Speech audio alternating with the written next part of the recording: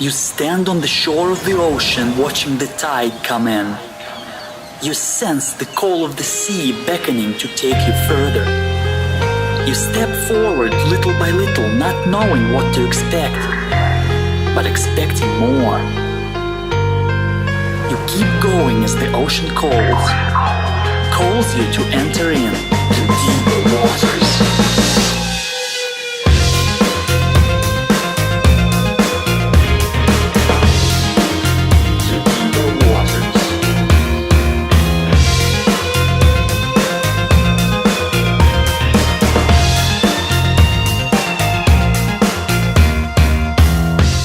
Hello everyone and welcome to the Deeper Waters podcast. I am Nick Peters, your host, seeking to bring you the very best in Christian scholarship and apologetics. And today, we are going to the heart of the matter here. We are going to be talking about the resurrection of Jesus. It's my contention, this is the central claim. All the theistic arguments in the world could work. But if a resurrection isn't true, then let's pack it up and go home and find some other belief system, because Christianity's done as far as I'm concerned. So who's coming on to talk about the resurrection? Well, this time it's Tony Costa. He's earned a BA and an MA in the study of religion, biblical studies, and philosophy from the University of Toronto. He received his PhD in the area of theology and New Testament studies from Radboud University in the Netherlands. His area of expertise is biblical and systematic theology, cults, the New Age movement, and comparative world religions with a specialization in Islam. Tony is also an ordained minister of the gospel. As a Christian apologist, Dr. Costa gives reasons for the valid belief in Christianity and also advocates for unique claims of Jesus Christ. He also lectures and debates at various universities and colleges on the existence of God, Muslim-Christian relations, as well as the credibility of the Christian faith. Tony is a professor of apologetics for Toronto Baptist Seminary. He also teaches as an instructor of the School of Continuing Studies at the University of Toronto in the area of New Testament studies and Second Temple Judaism. He serves as an adjunct professor of Heritage College and Seminary in Cambridge, Ontario, and Providence Theological Seminary in Franklin, Tennessee. Tony is also a member of a network of Christian scholars in Canada. He has lectured throughout Canada, the United States, and overseas. He is the author of Worship in the Risen Jesus in the Pauline Letters, New York, Peter Lang Publishers, 2013, as well as a contributor of scholarly essays in Christian origins in Greco-Roman culture and Christian origins in Hellenistic Judaism, and various journals. Tony is happily married to a wonderful wife, has 3 children and a grandson, and resides in Toronto, Canada. And today he resides on the Deeper Waters podcast. So welcome to the Deeper Waters podcast, Dr. Costa. It's my pleasure to be with you, Nick. I'm looking forward to a great show. If my audience doesn't know who you are, can you tell us a little bit about how you got to be doing what you're doing? Yes, sure. I was born in Toronto, Canada. My parentage is Portuguese, and I was raised in a Roman Catholic home. I was very religious, but very lost. I did not know the Lord. I did not know what it was to have a living relationship, saving relationship with the Lord Jesus Christ. And at the age of 15, I came to hear the gospel through 2 cousins of mine who had come to know Christ, and they challenged me. They challenged my walk, and they challenged me to get right with God. And so I became a Christian at a young age, and then quite quickly, as a young Christian, I noticed that my faith was being challenged by a number of cults and other groups, other religions, people who were telling me that they had the right way and so forth. Well, what that did was that launched me into an academic study of Scripture and an academic study of the historical Jesus and the resurrection as well. And so that launched me into an academic pursuit. I went into, as you stated, my biography. I went to the University of Toronto, did my bachelor's and master's there, and then proceeded with a doctoral studies in Holland and in New Testament and theology. And because of that, I've engaged in a number of debates with Muslims and atheists and Mormons and those who would challenge historic Orthodox Christianity. And I spend a lot of my time speaking at various conferences, apologetic conferences. I teach, as you've noted already, a number of seminaries, academic institutions. And so my calling in life, the Lord has called me to equip the saints to give reasons for why we believe what we believe, and to know what we believe. So I've been doing this for at least about 40 plus years, and so it's been a great blessing. Mm-hmm. Now, you've done a lot of debates, and in fact, that's how you got in touch with me, because you actually had done a debate with a Christian. That was a debate with John Torres. Can you tell us a little bit about that? Yes. Well, this obviously was an in-house debate. I know Pastor John Torres personally, and I've spoken at his church before. But John Torres holds to the Byzantine text tradition. He believes that the Byzantine manuscripts are superior to the Alexandrian manuscripts, the basis of our critical text. And so he had challenged me to debate the issues about whether the Byzantine text is the text that we should be using as Christians for our New Testament, or whether the critical text was superior. And so we had a debate in Toronto. I believe it was in the springtime, in April, I believe it was.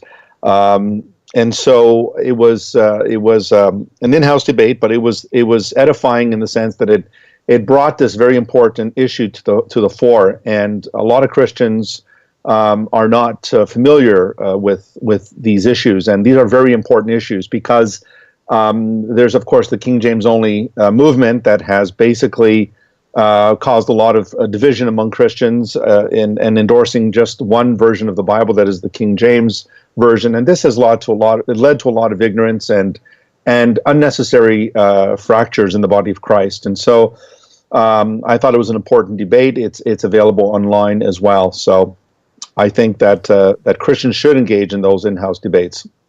Well, I was going to ask you why that debate matters, but it looks like you already answered that one.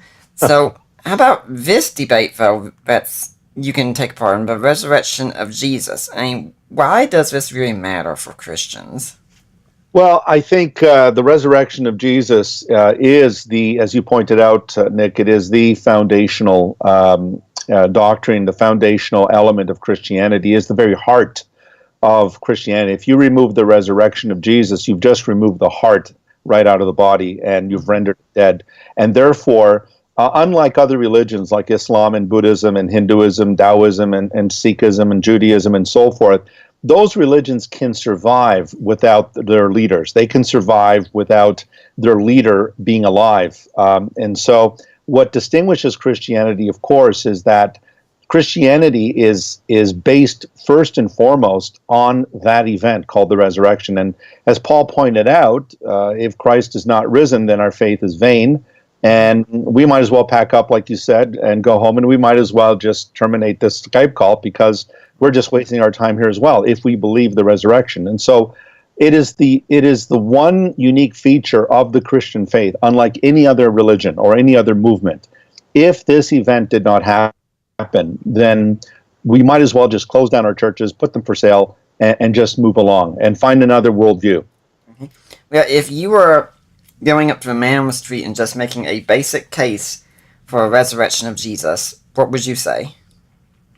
I think that on an evidentialist side, I would cite what, of course, Dr. Gary Habermas and Dr. William Lane Craig, and also your father-in-law, who is a very good friend of mine, Dr. Mike Licona. We studied under the same doctoral supervisor. We had the same Dr. Vater, the same doctoral father.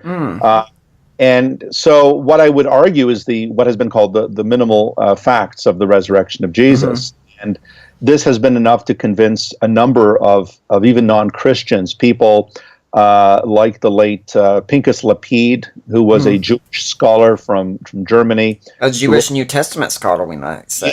Yes, that's right. And who was an Orthodox rabbi. He never became a Christian, but he believed in the resurrection of Jesus as a historical fact. And we can also think of Simon Greenleaf, among others, who looked at these minimal facts, such as the death of Jesus and his honorable burial, the discovery of the empty tomb, the post-mortem appearances, and then finally, of course, the origin of the Christian way based on these four facts that lead up to the fifth. So I would argue those points. I've argued them in debates with atheists. I I remember fondly, Nick. I was on a debate with two atheists and an agnostic, and it was just me against the three. And I brought up these minimal facts, and they had a tough time refuting them. So one of them tried to refute the burial of Jesus, trying to argue that it wasn't historical, and thereby dismantling the whole argument. But he couldn't. The evidence was so strong, and all the rival arguments, the rival theories that try to dismiss these minimal facts, have really all fallen by the wayside. It's something interesting. You were on Unbelievable debating the resurrection once. I think it was against Ed Atkinson. Yes, correct. And they had, on the maybe past year or so, Gary Habermas against James Crossley. And as soon as Gary Habermas got done with the minimal facts, Justin Browley, the host, turns over to James Crossley, who is an agnostic or an atheist, whichever one. I mean, functionally it's the same for the purpose of debate. And he said, well, what do you think about it? He said, I'm willing to grant all of those. It's no problem. Right. Yeah, if you went to the scholars in the field wouldn't have any major issues for the most part. Maybe on the burial of Jesus, you might find a few. But for everything else, it's not a big deal. No, it's not. It's pretty much granted. And I liked that you brought up Pincus Lapides, because I remember I was on the show once, Atheist Analysis, and he asked me, are there any scholars out there who believe in the resurrection of Jesus and aren't Christians? I said, Pincus Lapides. Right. Right. We could also think of Geza Vermesh, who,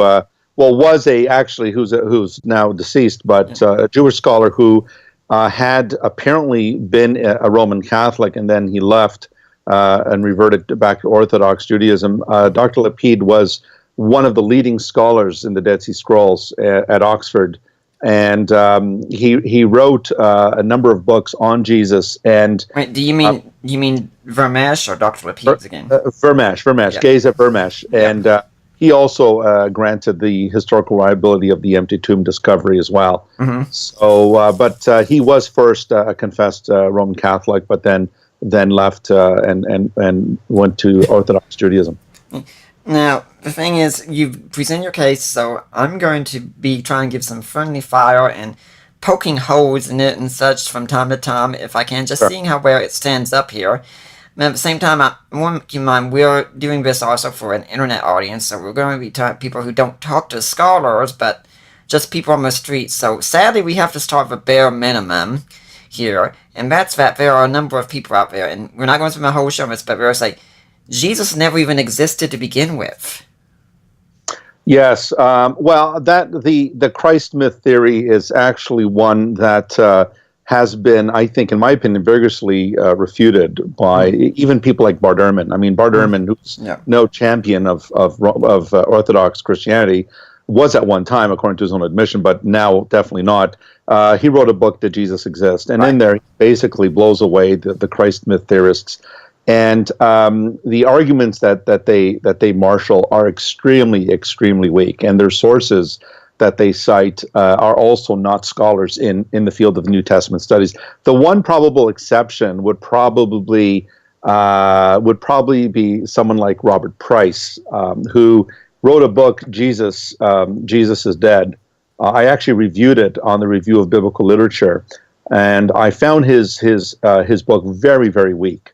And even folks in liberal scholarship, even those in the Jesus Seminar, think Robert Price's arguments are pretty weak. And don't forget also Richard Carrier, who's the favorite one of people on the internet. Yes, he's now become the torchbearer of the Christ mythers. Yeah, Robert Price was in the book 5 Views on the Historical Jesus, and if the audience doesn't know about these books, these are books where one person writes an essay, and everyone else in the book critiques what they said. And it's a very interesting way to look at the views. And in this one, you had Robert Price, John Dominic Crossan, Luke Timothy Johnson, James Dunn, and Darrell Buck all writing together. And the two hardest ones that hit on Robert Price were James Dunn and John Dominic Crossan, which was quite surprising. I mean, James Dunn, he begins this like, gosh, I didn't even know people like this still existed. Yes, indeed. I mean, of course, John Dominic Crossan is famous for his denial of the empty tomb, and he believes Jesus was just thrown into a pauper's grave. But the fact that John Crossan and James Dunn would critique Robert Price on this is telling, particularly Crossan, because Crossan is a controversial scholar. But even Crossan would admit that Jesus of Nazareth was a historical figure. Yeah. And what I tell people is, I'm not saying something like this to make fun of young Earth creationists, but anyone who is a Jesus mythicist and is an atheist, they usually don't hold much ground for young Earth creationism, and they consider they'd say that's a crank theory. And again, I'm not saying this to be insulting. My wife's a young Earth creationist, but I say, you know what? If you think that is a crank theory that should not be taken seriously, Jesus mythicism is even worse, because there are far fewer experts in the field, scholars in the field, that will take that position seriously than there are people who will actually hold to young Earth creationism in the field of science. Right, and there's also a common link between Christ mythers and those who would argue the pagan dependence theory. They will argue that Jesus was nothing more than he was just a creation of Egyptian myths and gods and so forth, made famous by the movie Zeitgeist. But a lot of this is overwhelmingly rejected by modern day scholarship. We're beginning into the pagan copycat theory a little bit more later on. Something that will also be said here is that we're going to the New Testament for the most part to establish these claims, and we'll hear people say, well, you are using the Bible to prove the Bible, and that's circular. Yeah, of course, that is a false argument, because when the Bible is being used as a document of history, this is no different than classical historians citing Alexander the Great or Josephus or whichever writer there is. But the argument of circular reasoning with the Bible cannot stand, because the Bible, unlike other books, let's say the Quran, for instance, the Bible is a text, an encyclopedia rather, a text that came together over a 1,600-year period, written by over 40 different authors in 3 different languages in various geographical locations.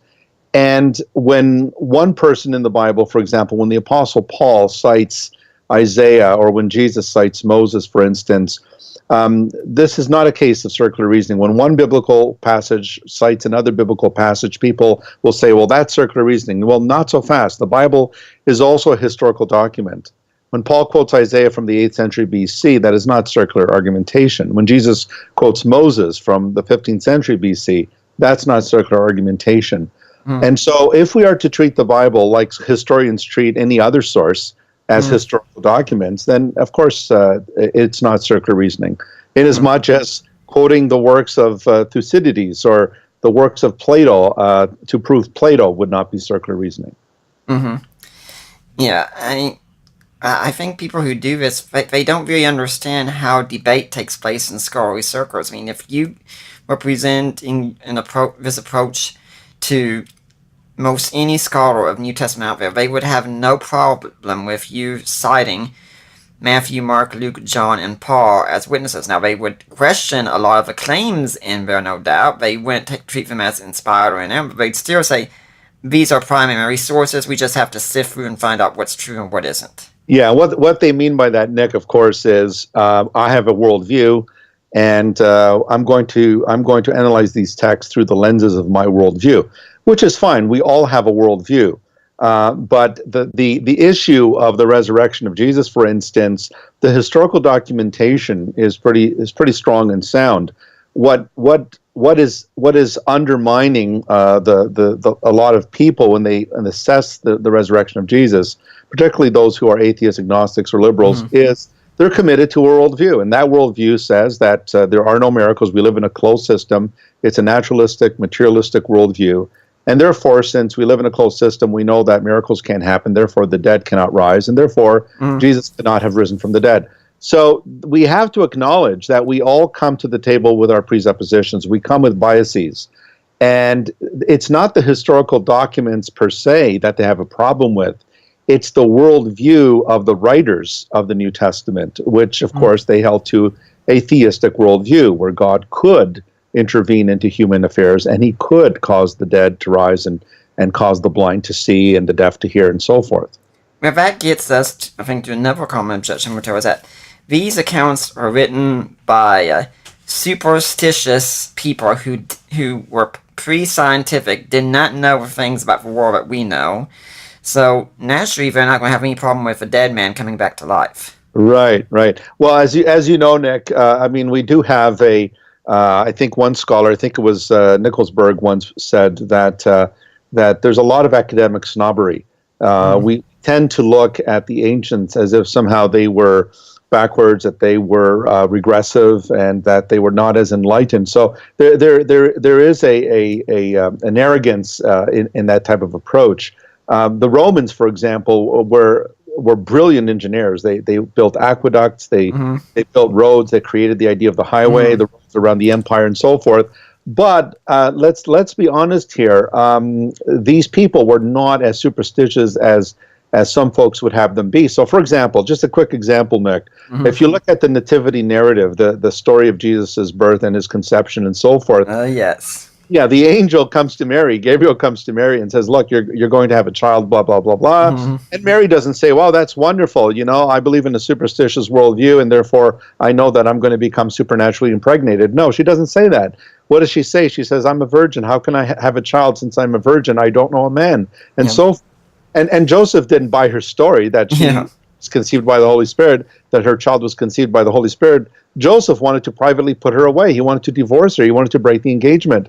And so these are not people who think that babies are delivered by storks and that they just drop them off at your home. No, they believe that, hey, you know, human conception takes place sexually within a matrimonial home. And they're not buying this story of supernatural conceptions and births because they understood how babies are made. So, and when Jesus rose from the dead, as you notice in the Gospels, the disciples didn't run around saying, "Wow, hallelujah! God has raised Jesus from the dead." No, they're doubtful. They reject the women's testimony. Why? Well, because they couldn't grasp the idea of a dead man coming back to life.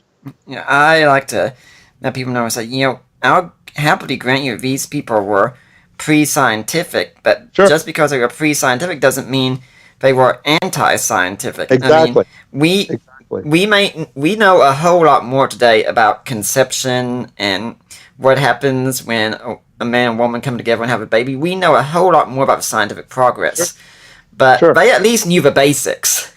Yeah, it's a fallacy in logic too, Nick. I think you probably have realized that a lot of these historians and some of these scientists that question God's existence. I think it was who was it now? There was someone who recently pointed out that a lot of these scientists and historians, I think it was Dr. Michael Heiser, actually, Old Testament scholar with Logos software, he pointed out that he thinks it's essential that scholars take courses on logic, because this is a fallacy. It's the opposite of the argument from age, which says, well, since something is very old, it cannot be true. Well, the flip side of that fallacy is, well, since it's new, it can't be true. And so to argue that we live in a scientific age, we're in the post-scientific revolution world, therefore we're more enlightened. I mean, it's fallacious, because just to argue that something is very old, I mean, 2 + 2 = 4 has been true since the dawn of time. And it's not true because it's just been recently discovered. It has always been true. So to argue that the ancients, something was written 2,000 years ago, means that it was not scientifically true. I think it's a fallacious argument. It's a non sequitur. It just doesn't follow. Yeah, I like to refer to it as the argument of ancient people are stupid. Yeah. Yes, indeed.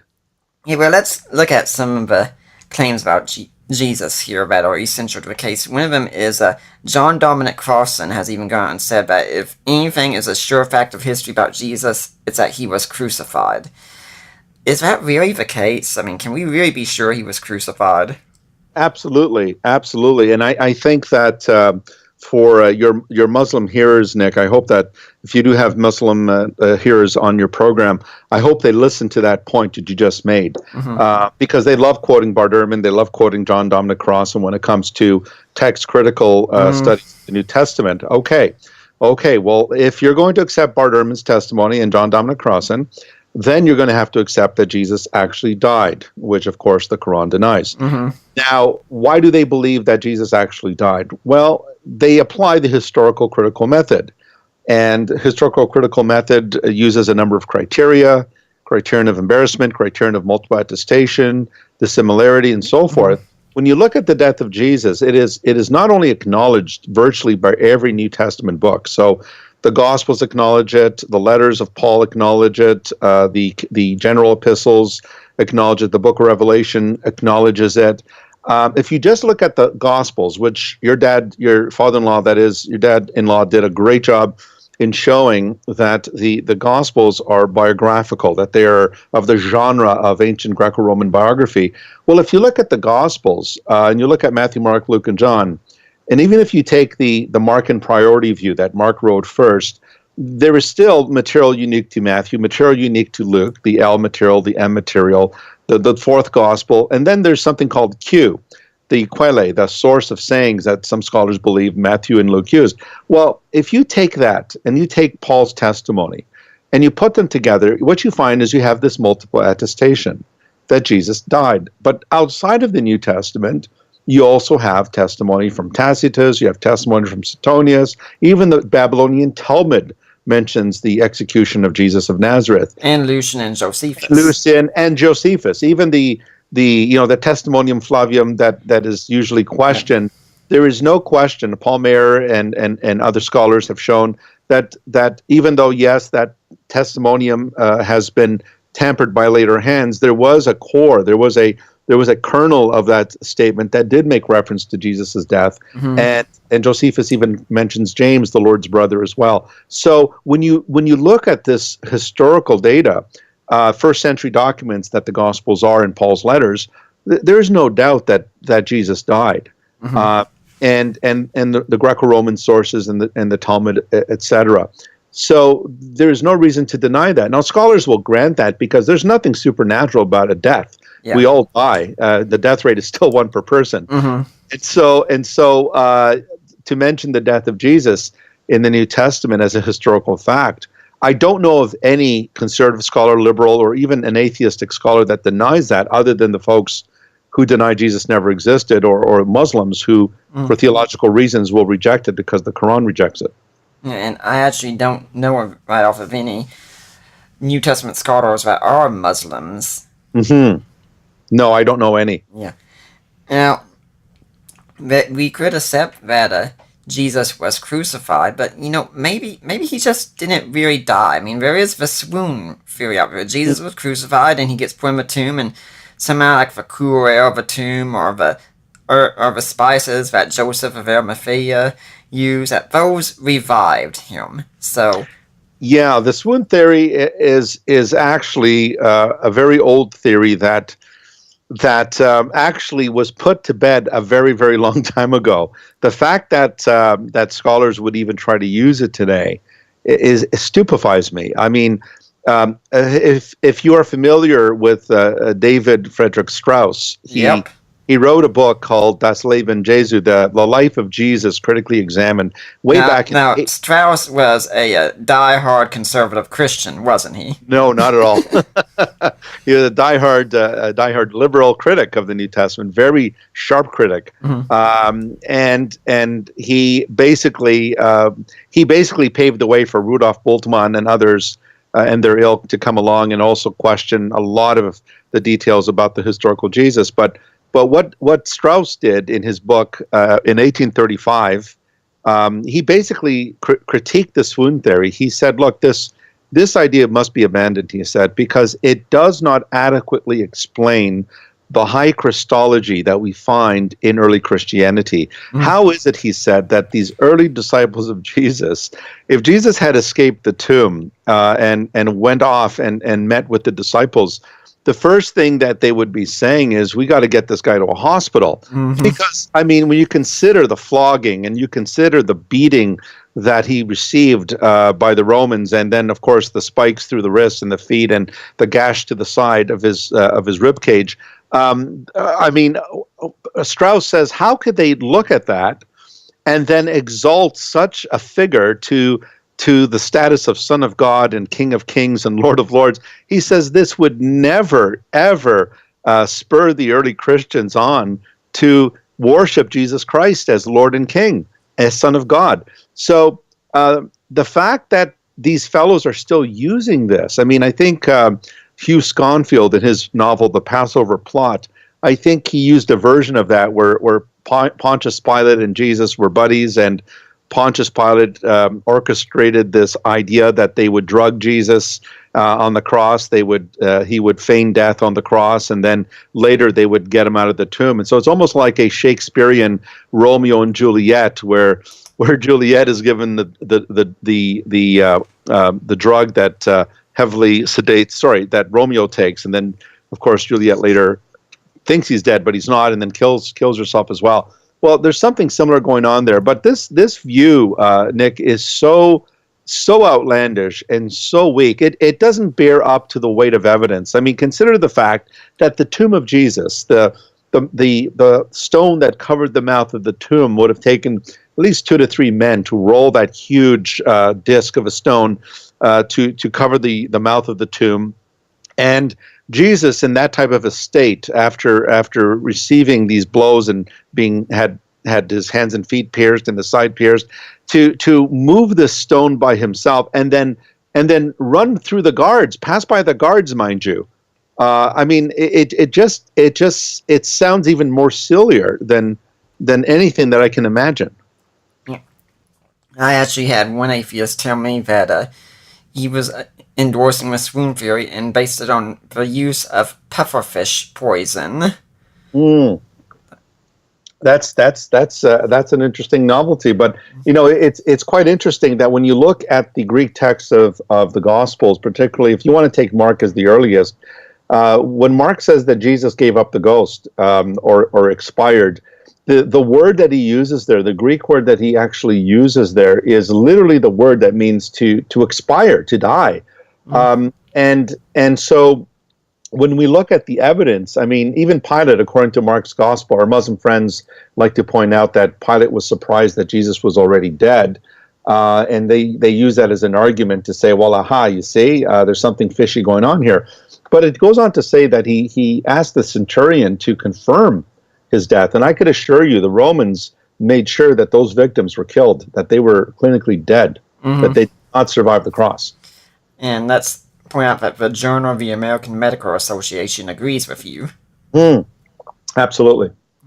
Now, you have said, well, that Jesus was buried, and there are some people that will disagree with that. I mean, they might say, well, he was buried, but it sure wasn't in a tomb. I mean, the Romans didn't care about this kind of thing, especially for disgraced criminals. They just take their bodies out and throw them in a common grave and such. That's what happened. Yeah, well, first of all, I think it's important to note that one of the reasons why they tried to, and this is what Ed Atkinson tried to do in my debate with him. It's funny, he would argue all the other minimal facts except the burial of Jesus. And yet the burial of Jesus has the same amount of explanatory power that the other points had, which showed an inconsistency why he would accept the others on the same evidence, the weight of evidence, but it was the same weight of evidence that argued for the tomb. Anyway, because you see, by removing the empty tomb narrative, what they hope to achieve there, Nick, is they realize that the empty tomb narrative, the burial narrative, is absolutely key and necessary for what follows. Well, let me say a couple of things. First of all, when they say, well, the Romans really didn't care and they would just throw bodies off and so forth, yes, that's true. It's a yes and no answer. Yes, they would take common criminals, common thieves, and they would sometimes leave their bodies on the cross for days and let them be eaten by birds of prey and wild dogs and so forth. However, there was an agreement between the Jewish rulers or the Jewish leadership, the high priest in Israel and Jerusalem, and the emperor. And part of the agreement was that during festal seasons, during seasons like Passover and holy Jewish festivals and so forth, there was an agreement that respect and honor was to be shown. And you will notice that you find that in the Gospel of John where the religious leaders go to Pilate, but they will not enter into his residence because it was the Passover and they didn't want to defile themselves. There were certain exceptions given by Rome to the leadership in Jerusalem. There are certain things that they had exemptions on, and one of those things was that during holy feasts like the Passover, they could not leave the body of a criminal hanging on a tree, according to Deuteronomy 21, because this would defile the land, particularly during the times of Passover and tabernacles and so forth. And so there was permission granted, and that's what you find. Joseph of Arimathea, a member of the Sanhedrin, goes to Pilate and begs for the body of Jesus, and Pilate grants him his request. Now, what's also important to realize here is that if you read the burial of Jesus, there is nothing, again, extraordinary about it. The practice of giving an honorable burial to a Jew, for instance, is something that is heavily entrenched in Judaism. The most scandalous thing you could do is leave a body unburied, leave it open to the elements and so forth. And so what Joseph of Arimathea did was he did something that was considered highly pious in Judaism, to give a deceased son of Abraham a proper burial. And so when you read the burial accounts, you will notice that people like Rudolf Bultmann and John A.T. Robinson, again, critics, liberal, would be considered left-wing liberals in New Testament scholarship. Both Bultmann and Robinson both acknowledge that the burial of Jesus is one of the most reliable historical stories that we find in the Eastern narratives, Passion narratives. And so there's nothing extraordinary about the burial of Jesus. And we have cases in Josephus where Josephus tells us that a number of his friends had been crucified, and Josephus had obtained permission to take them down. So this is not unusual or incongruent with what we find in the New Testament Gospels about Jesus' burial. So I would put the onus on them, like Cross and others. I would put the onus on them and say, and I've asked Ed Atkinson, where's the evidence back up what you're saying? Yeah, and I'd also point out that the Jews had a lot of practices they were allowed to keep. Like, they didn't not have to sacrifice to the emperor. Right. They were allowed to sacrifice for the emperor. When Pilate brought in these insignias of Rome that he wanted to have to send down, he had to relent because the Jews protested so much. And this was kind of thing like, I think the Jews were granted toleration for us because they were an old belief and they were respected then, even if they weren't believed. So you could say the rest of the world this wouldn't be an issue, but in Palestine this would be. Absolutely, and exactly, they were exempted from placing a pinch of incense on the altar to burn before the image of Caesar. The Christians, of course, were not exempt because they were considered a new thing, a new movement, and a highly suspicious movement at that. But there's no doubt about it that, and we also know that Pontius Pilate, if you look at the gospel, the Passion narratives, you will notice that that Pilate acts very, very strangely. A lot of people have said that Pilate actually was friends with Jesus, or Pilate felt sorry for Jesus. Not so. Pilate was a vehement anti-Semite. He hated the Jews. And the reason why you notice Pilate is very nervous or very unusual in trying to get Jesus off the hook is not because he loves Jesus or feels sorry for him. It's because we know from reading Greco-Roman sources, we know that Pilate was under probation by Tiberius. And basically what the emperor had warned Pilate about, because as you just noted, Pilate had done things to stir controversy, and Tiberius got news of this in Rome, and basically we learned that he put Pilate on probation and basically said that if he goofs up, if he disrupts the peace in Judea, he's going to face the emperor himself. So this explains why if you notice, Pilate is very nervous when he fails in releasing Jesus, and he wants to poke the religious leaders in the eye by doing that. you will notice that the religious leaders say to him, if you let this man go, then you are no friend of Caesar. And that title, friend of Caesar, was an honorary title that was given to certain Roman citizens. Pilate had that honorific title. And basically what they're saying is, if you are someone who is honored by the emperor, if you are a friend of Caesar, then if you let this man go, then you show yourself to be a traitor, because there is no king but Caesar. And so if you look at the gospel accounts, they resonate with historical accuracy. It's incredible that people would still have to resort to arguments to question the burial of Jesus. I also think that it's my understanding that Sejanus was one of Pilate's big supporters and Right. such. And if the timing's accurate, he was just executed, I think, for treason, insubordination, something of that sort. And so Pilate could have been thinking, I'm next in line. Right, absolutely. Absolutely. And so, because you see, let's face it, Nick, I mean, growing up, I was raised in the Roman Catholic Church, and we were raised to think that Pilate was really sorry about you, feeling bad about Jesus. Yes, Pilate's wife did have a dream in which she thought, do not harm this innocent man, and so forth. But what we know about Pilate historically is very different, because I don't know if you're familiar with this, but in the Coptic Church, Pilate is actually considered a saint. He's been canonized as a saint in the Coptic Church of Egypt. But the fact of the matter is, Pilate really did not care for Jesus. He was simply trying to release him because he wanted to get back at the religious leaders, and he knew that they wanted him dead. He was trying to basically poke them in the eye by letting Jesus go. And then he was pushed up against the wall and basically told, you don't comply, we're going to report you back to the emperor. So absolutely, Pilate was reluctant to give in to the religious leaders, but once they pushed him against the wall, he had no other choice but to have Jesus crucified. Yeah. Now, Bart Ehrman has, in his book, How Jesus Became God, he's argued against the idea that Jesus was buried, and something that's noteworthy about this, and Greg Manette said this on my show. I'm sure you're familiar with Greg Manette. He's doing his PhD. Correct.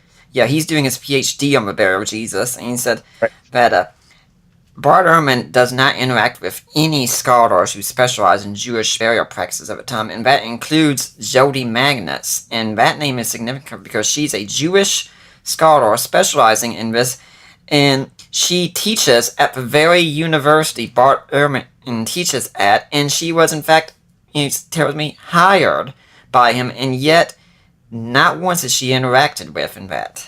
Yeah, no, it's very sad. It's very sad because, and absolutely, there's a lot of good work that's been done here in Jewish burial practices. But it's unfortunate that Bart Ehrman has basically ignored that wealth, that trove of scholarship. Mm-hmm. Something I usually say about reading Bart Ehrman's is that he generally has a habit of ignoring the very best critiques of his position. Yes, indeed, and that again is sad, because then, I mean, the thing in scholarship is that works are peer reviewed, and part of that involves being able to receive criticism and to listen to your critics and so forth. So it's unfortunate that Bart Ehrman strikes me as a very angry person. I think he's quite bitter.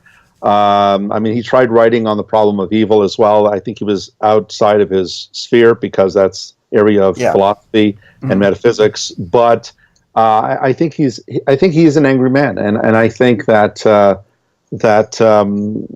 he's received a lot of accolades from those on the left. And I think he's committed to this worldview, and that is what is making his book sell. Mm-hmm. And so it's unfortunate that he doesn't engage with his critics. And now there is one part about the burial of Jesus that you said it earlier, and this one part is not. I'm not playing skeptic here, because this is one part I actually would disagree with you on here, and we can have a little discussion here. And that's that you spoke about Jesus' honorable burial, where I would say he actually had a dishonorable burial, that Joseph and Nicodemus tried to help improve the honor of it, but the burial was still shameful in itself.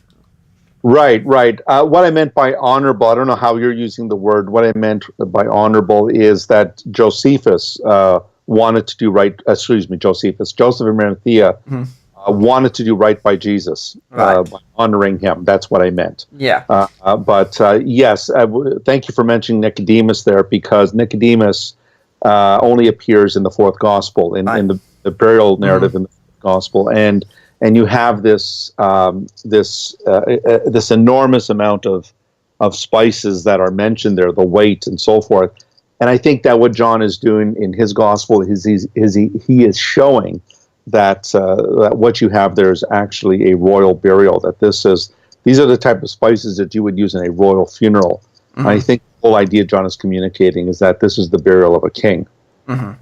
Yeah, I think I could see that. And still, I think the rest of the world would look and say, this is something delusional on their part. This was no king, and he's being shamefully treated. And when someone asks me, he says, well, why would Joseph of Arimathea bury the body, especially if the Sanhedrin was united in their decision? I think you're reading... Well, go ahead. Yeah, well, actually, Nick, it's interesting because that is actually, that's the criterion of embarrassment right there. Yeah. And that actually argues for the historicity of the burial of Jesus, because that's exactly the point that Raymond Brown mentioned, I believe, in his commentary on the New Testament, is that the embarrassing part here is that a member of the very Sanhedrin that condemned Jesus to death took it upon himself to bury Jesus. Mm-hmm. And the temptation in creating a story, a pious story, or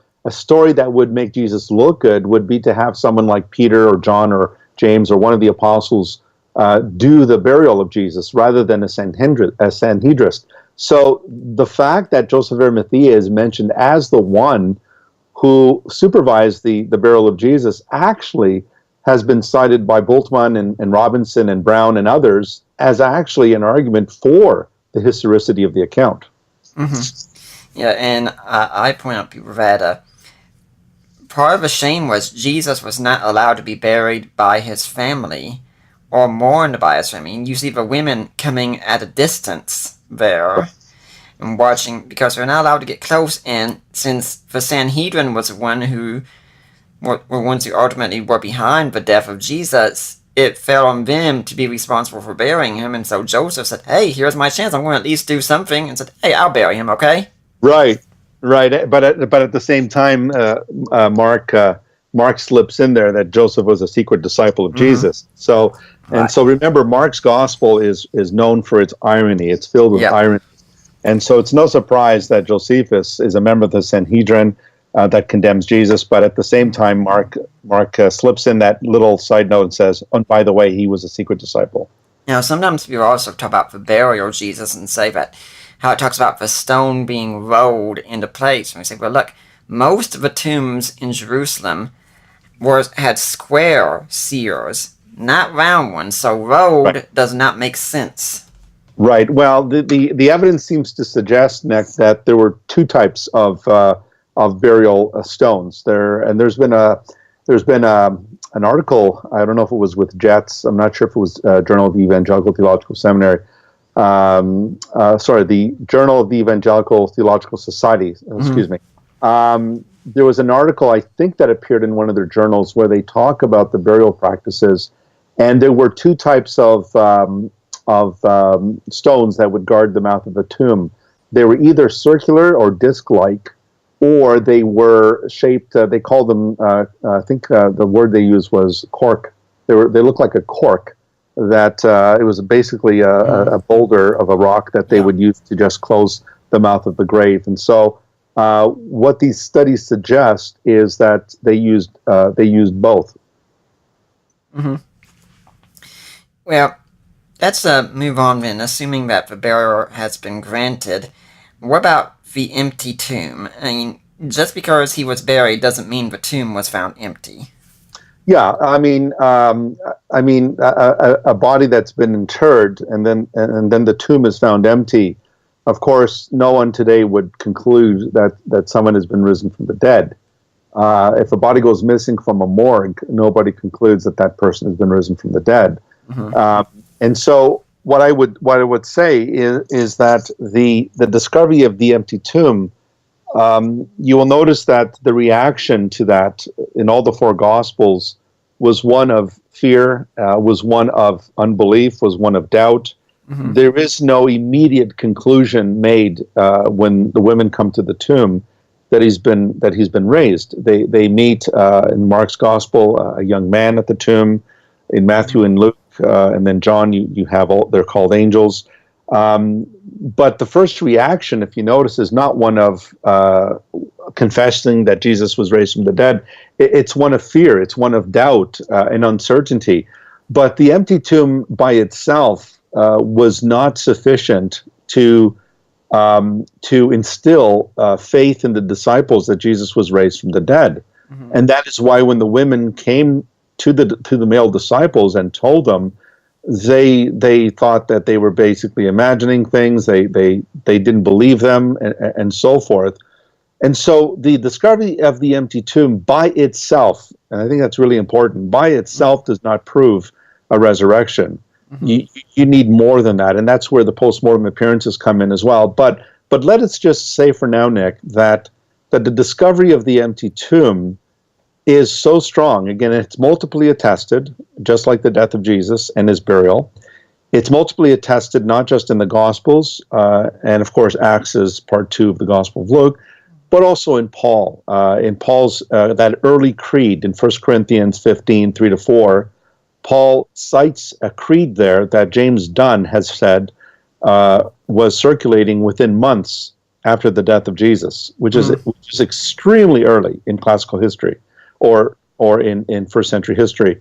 Paul quotes this creed that Christ died for our sins according to the Scriptures, and that he was buried. So there seems to be a creed there about the death of Jesus, the burial of Jesus, and then it says, and he was raised the third day according to the Scriptures. And therefore, even in Paul's citation of the creed, people say, well, Paul doesn't mention an empty tomb, but if we know Paul is a Pharisee, we know one thing about the Pharisees: they believed in bodily resurrection. So for Paul to cite this creed, which is believed to be pre-Pauline, that is, it came from the disciples prior to Paul, then what that implies is that the raising of Jesus would imply leaving behind an empty tomb, because the Pharisees held to a physical resurrection of the body. Well, I'm going to give you a little bit of pushback, man, and we'll get to the appearances later on, but Sure. You know, what people were saying was that, look, Pharisees may have believed that, but Paul himself didn't. I mean, he says it's a spiritual body, and he compares it to a seed that's planted in the earth, not in a tomb. I mean, doesn't that go against it? I mean, Jesus raised a life-giving spirit. Right. Well, no, because the idea of the seed, of course, the seed in the earth is simply an analogy of the burial of the body in the grave and so forth. But even the spiritual body that Paul speaks about, it's important to realize that the what he calls the soma pneumatikon there, the spiritual body is not a spirit. A lot of folks confuse a spiritual body with a spirit, that is a pure spirit like an angel. A spiritual body is still a body. And what Paul is distinguishing there is between the natural body, and that is the body that we possess now, and the spiritual body, which will be a resurrected body. So if we ask the question, what does a spiritual body look like? Well, the only way we can ascertain that is to ask ourselves, if a spiritual body is a resurrection body, well, who's the only person we know that has a resurrected body? Well, it'd be Jesus. And when we look at Jesus in the Eastern narratives, what does that body look like? Well, it's tangible. It can be touched. He could consume food, but at the same time, he could vanish. He could disappear at will and then reappear in the midst of the disciples when the doors are closed.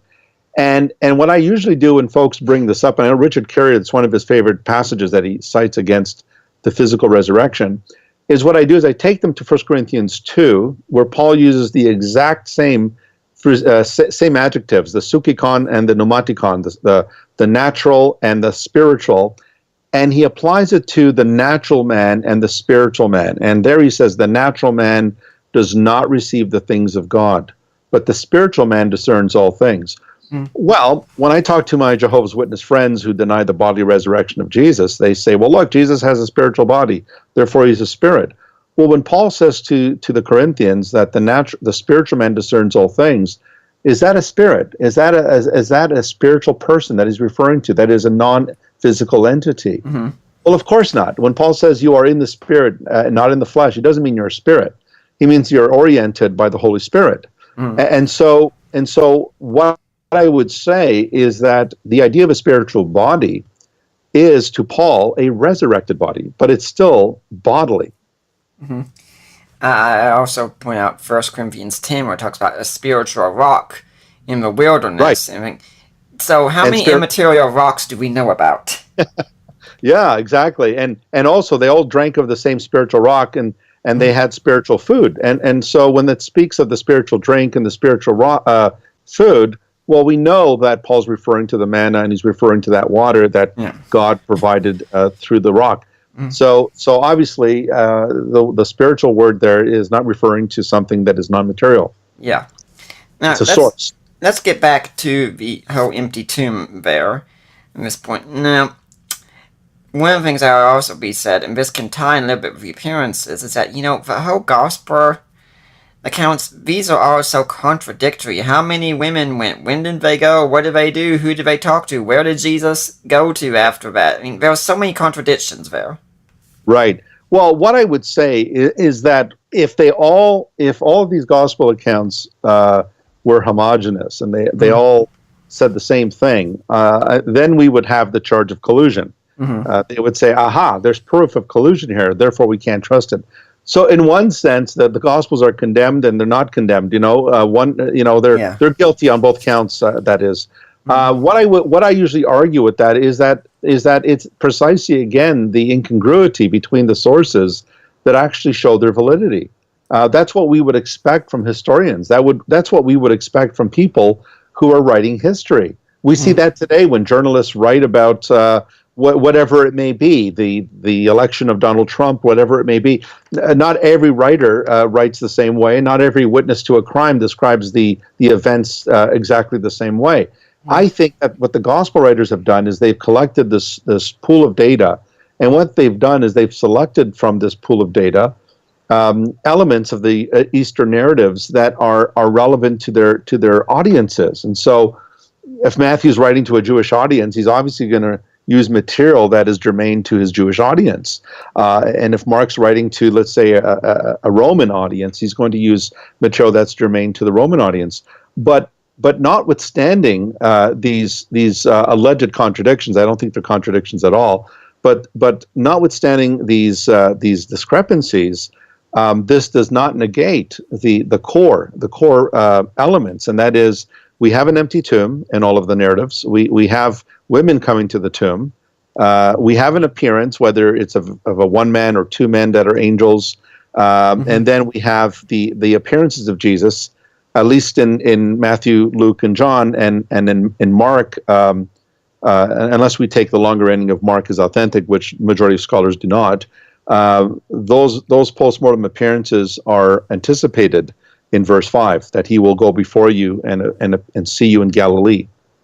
I find it interesting that whenever the Gospels all agree with one another, they're all copying from Mark, so that's what's going on. Whenever they differ, it's like, see, you can't trust them. Yeah, so it's, again, excuse my language, you're damned if you do, you're damned if you don't. Yeah. So either way, you're condemned. And therefore, if they all say the same thing, there's collusion. Mm-hmm. If they don't say the same thing, there's contradiction. Mm-hmm. But what they never face is the fact that there is no denying of the central facts. I'll give you a quick example. When Polybius and Livy, two different writers, one is a Latin writer, Roman writer, the other one's a Greek writer. When Polybius and Livy were talking about Hannibal crossing the Alps, one of them says, well, he came from the north. The other one says he came from the south. But historians don't throw that up in the air and say, well, I guess we don't know anything about Hannibal crossing the Alps. They say, no, both Livy and Polybius say he crossed the Alps. Now, whether he came from the north or the south, is irrelevant. It's not germane to the point here. So historians work with this type of material all the time, and they don't dismiss the core elements of these documents as true just because some of the details are not the same.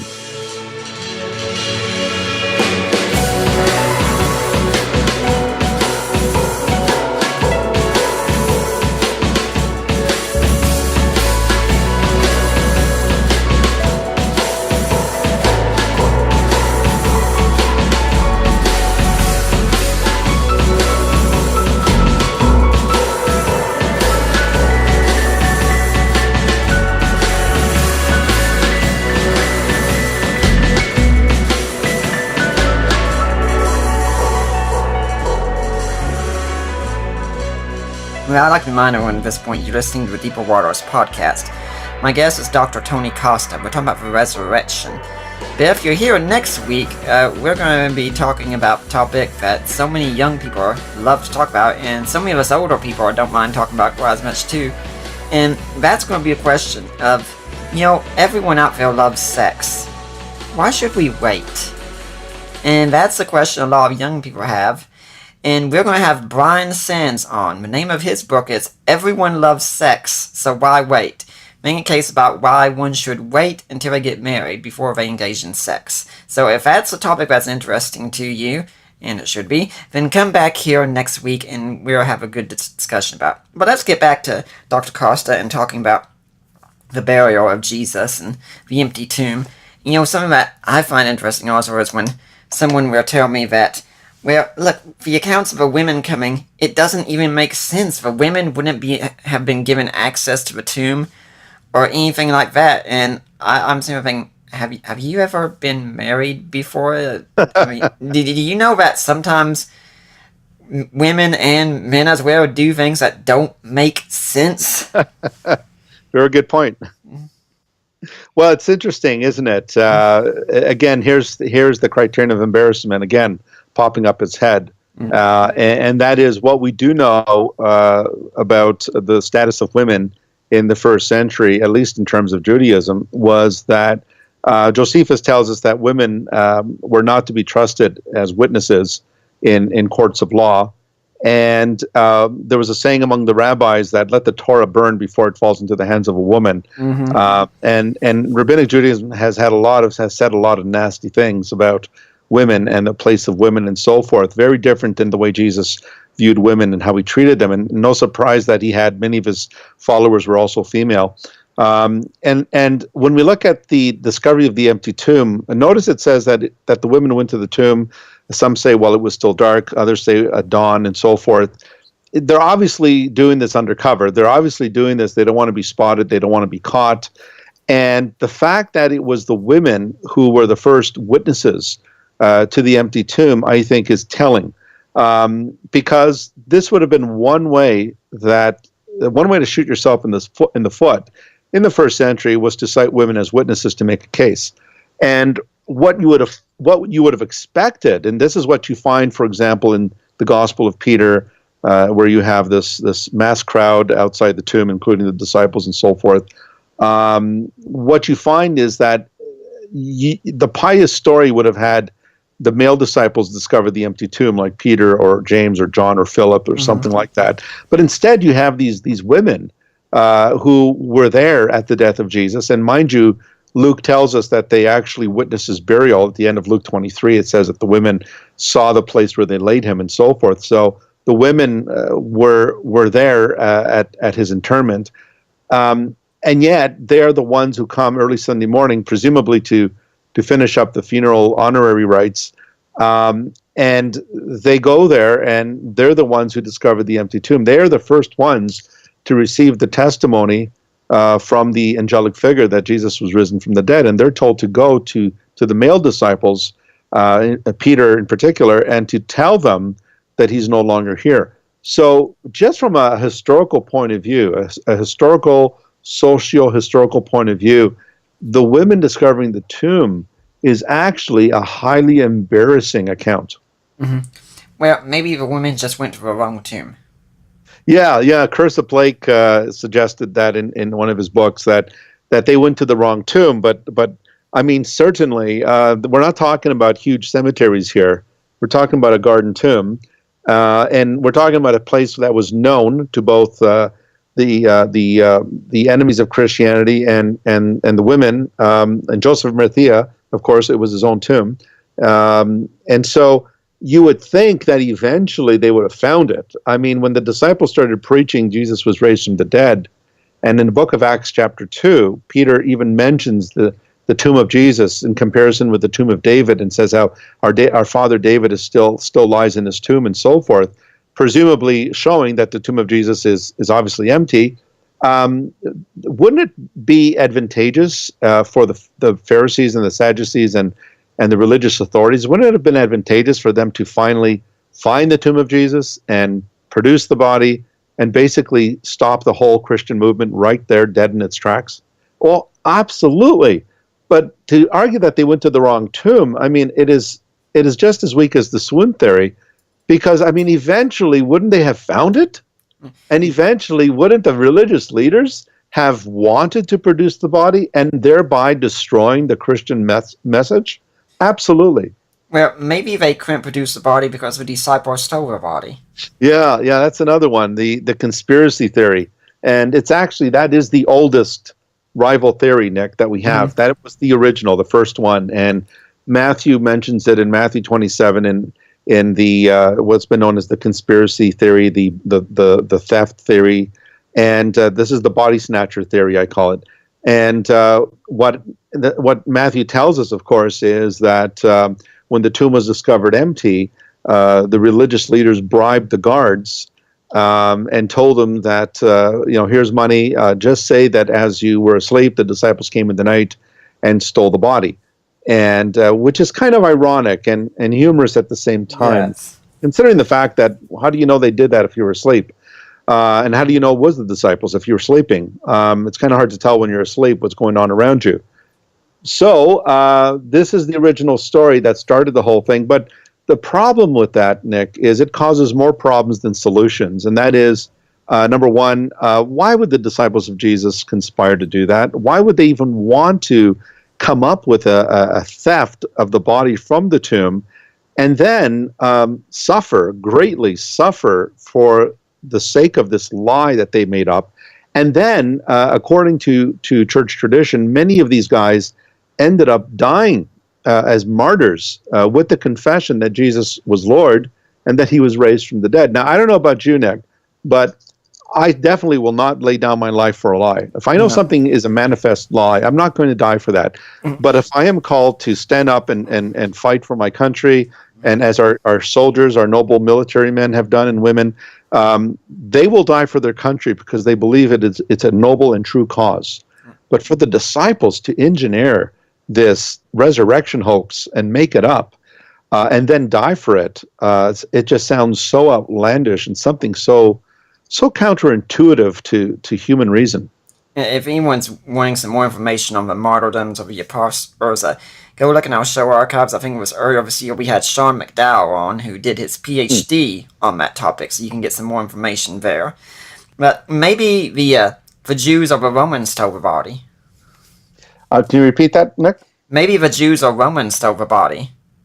Yeah, but then again, to quell the Christian movement, which was turning the world upside down, they would have produced the body instantly just to stop the Christian movement. Because what was their driving force was the confession that Jesus was raised from the dead. And that is what was threatening the Jewish leadership, and eventually that is what was threatening the so-called Pax Romana, the peace of Rome, as Christianity was spreading throughout the empire. But one thing that, I don't know if this was one of the questions you were going to ask, Nick, but one of the things that the critics usually throw up is that that's the idea of the guards falling asleep. Well, if the Roman guards fell asleep on duty, the consequences would be death. Yeah. But here's the interesting thing. Matthew doesn't tell us that they were Roman guards. He doesn't tell us that. There were Jewish guards as well. And we do know from Josephus that the temple had temple police. And these were Jewish police that were authorized to keep the peace in the temple in Jerusalem. And most likely, these guards would have been Jewish guards. The reason why I'm saying that is because under Roman law, a soldier that falls asleep on duty, the penalty was death. So I'm just saying here that it's very possible that the guards who are mentioned there were Jewish guards. Yeah, but you said they could produce the body, but the whole movement didn't start until 50 days later. I mean, the body would have been unrecognizable by then, wouldn't it? Right. Well, I would dispute that. I mean, that's assuming that the body had decomposed very, very rapidly. I think that there would still be similarities in the facial structure that people could still make. So I don't think it's a very strong argument. I think there have been bodies that have been found months later and they're still recognizable. Well, maybe it was people like necromancers and such who stole the body, because, the body parts of holy men was often used in magical incantations and such. Right. And that, of course, is what leads us to the next part, and that is, if that was the case, then that would be difficult to sustain the post-mortem appearances, because when Jesus appeared to the disciples, he offered up his body to be touched, and so there was a tangible proof there that his body could be seen. So I don't think Jesus appeared with missing limbs.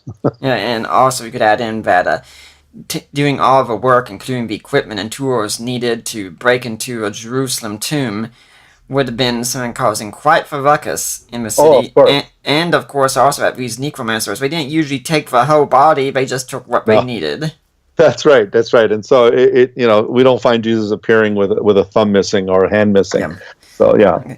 Okay, now let's get to the appearances here. I mean, this is one of the most important parts there is. I mean, are the appearances really accepted by even non-Christian critical scholars? Absolutely. Even Bart Ehrman has openly admitted that the postmortem appearances of Jesus, the disciples definitely experienced appearances of Jesus alive again. Not just Bart Ehrman, but you look at someone like Gerd Ludemann.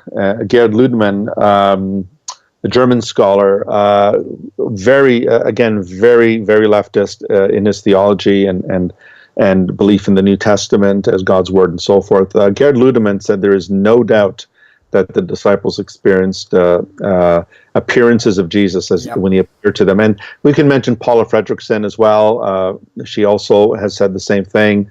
Virtually all the scholars that I've looked at, without exception, with maybe the exception of Robert Price and others, would argue that that the appearances of Jesus were definitely experienced by the disciples. Yeah, so once again, the mythicists are the exception, and Robert Price has even tried to argue that the creed in 1 Corinthians 15 is an interpolation. He hasn't had much luck with that one.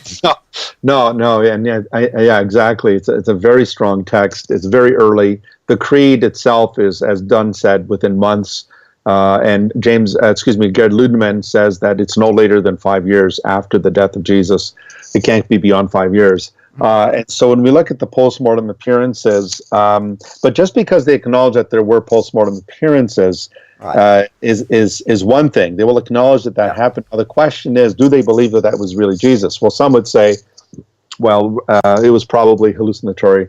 It was really, they thought they saw Jesus. Did they think they saw him? Absolutely. The question is, was it really Jesus? Now, some people say that Paul, his appearance, he didn't physically see Jesus. He regularly describes it as a vision instead. Right. So it doesn't this present a problem?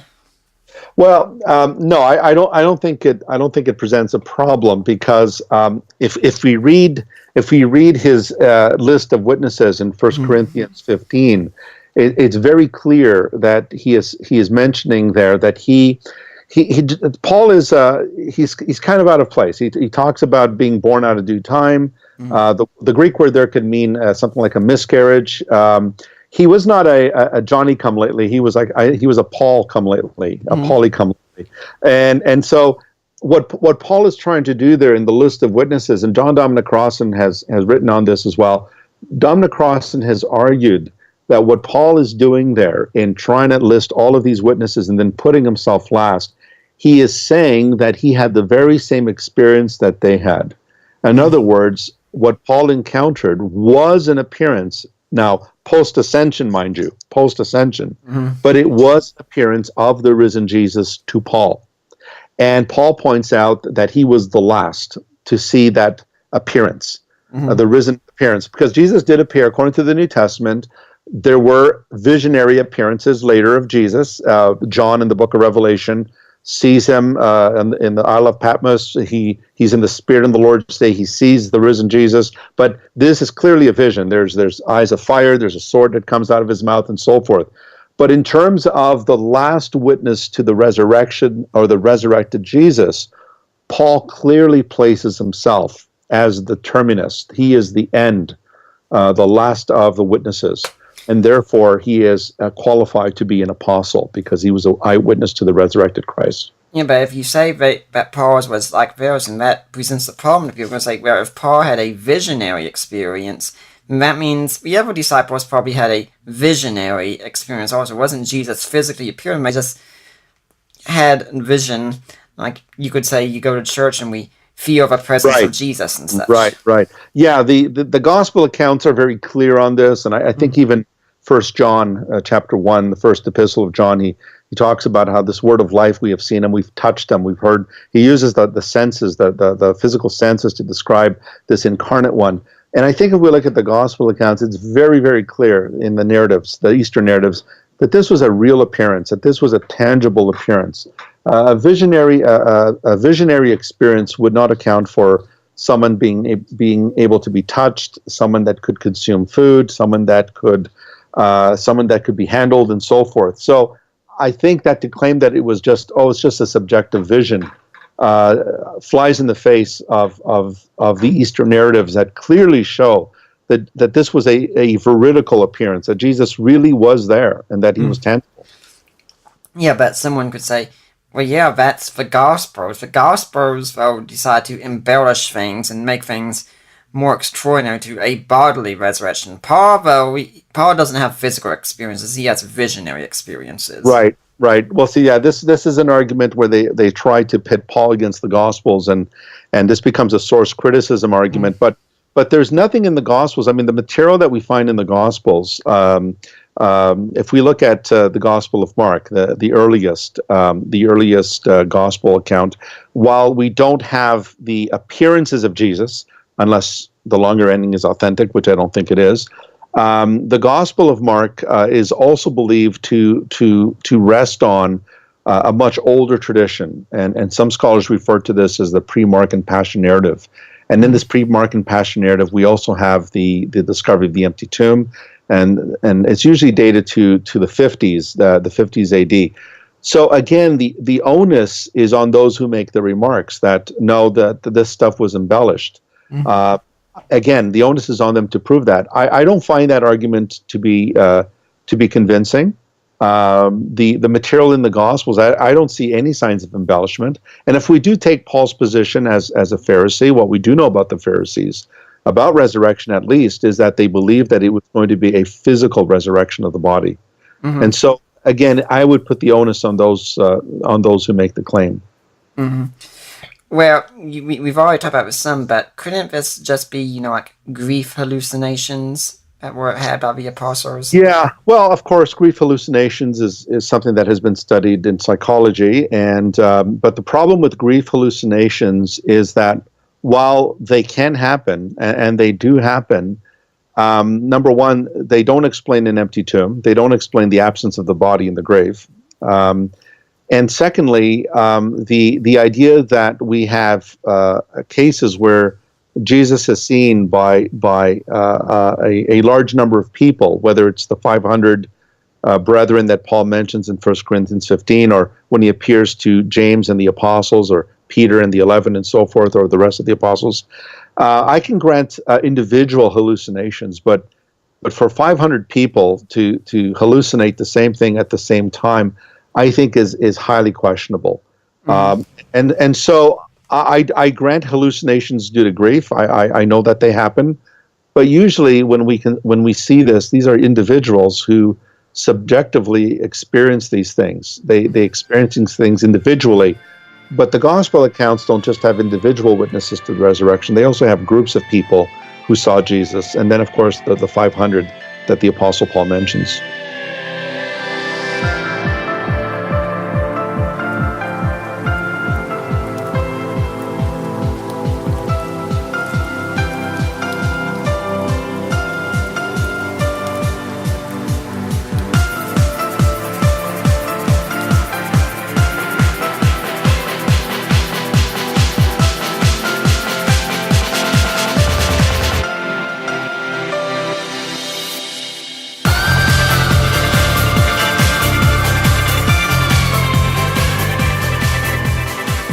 I'd like to, before we go further, I'd like to honor when you're listening to the Deeper Waters podcast. Everything we do here is supported by people like you, and this is an operation that it's me and I've got a sound guy who does a lot of the sound equipment, does it all volunteer basis, and my ministry partner puts this up on YouTube, again, all volunteer and such. And so, once it's behind the mic, it's me doing all the work here. My friends who help me out, they're invaluable. I think the world of them. But doing the reading, asking questions and such, and all the research and preparation, that's me.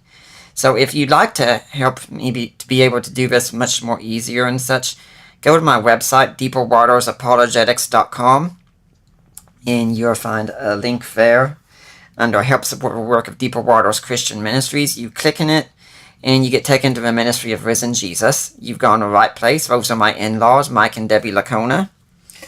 And might I add that after this past Monday, my in-laws for 7 years, Allie and I celebrated our 7th wedding anniversary Monday, and she was very happy with what I was able to do for her. And I was able to do it, by the way, thanks to a friend who made a generous donation and said use it for something fun.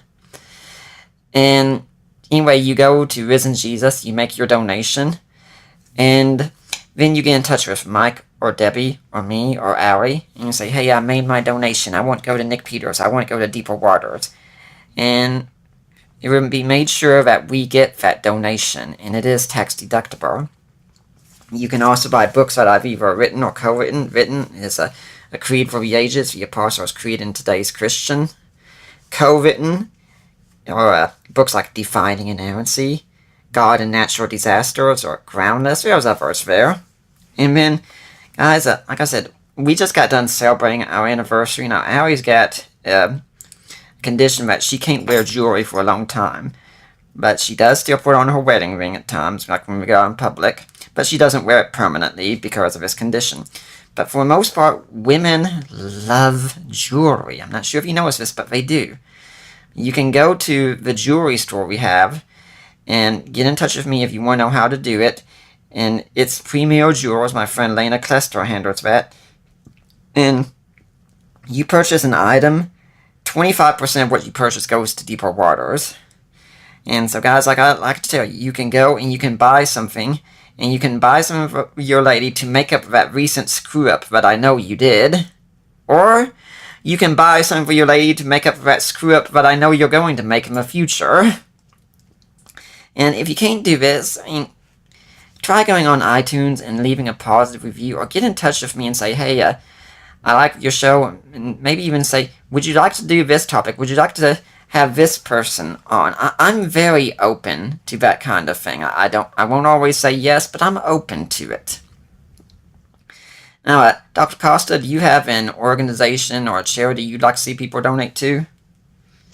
Well, actually, it's interesting that you mentioned that, Nick. And before I proceed, I just wanted to congratulate you, give you my congratulations as well on your wedding anniversary. Congratulations.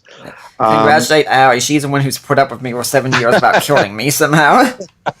Well, please do convey my congratulations to your lovely wife. Mm-hmm. I'm actually going to be heading the end of August. I'm actually going to be heading to Cambodia to train pastors there. For a week. I'm going through Paul Washer's ministry, Heart Cry, and so I'll be there at the end, towards the end of August for a week. And so I do have a GoFundMe page if they would like to support my trip to Cambodia and back. The information is there. If they are interested, I don't have the link in front of me right now, Nick, but if they're interested, they could always email me at tmcos@rogers.com. That's tmcos@rogers.com, and I could direct them to the link. And I encourage everyone to do that. Now, let's get back to the show. We're talking about the appearances and such.